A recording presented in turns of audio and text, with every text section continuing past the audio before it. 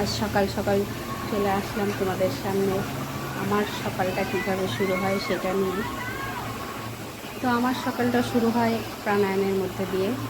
আমি রোজ সকালে প্রাণায়াম করি। যত কাজ, যত চাপ থাকুক না কেন, আমি কোথাও যদি ঘুরতেও যাই, প্রাণায়ামটা আমাকে করতেই হবে। এটা আমার অভ্যেসের মধ্যে পড়ে গেছে।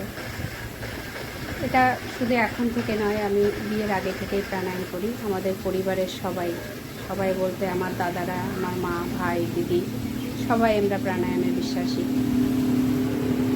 আমাদের যত টাকা পয়সা, অর্থ সম্পদ যাই থাকুক না কেন, শরীরটা যদি সুস্থ না থাকে তাহলে আমাদের কিছুই ভালো লাগে না।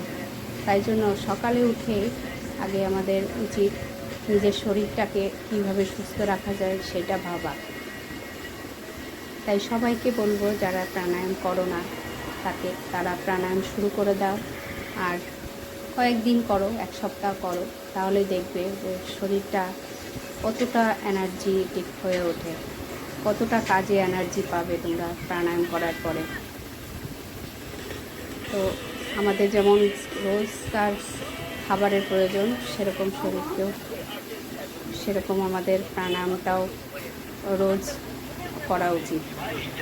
তো সবাই প্রাণায়াম করো, শরীরকে সুস্থ রাখো আর এনার্জি নিয়ে কাজ করো।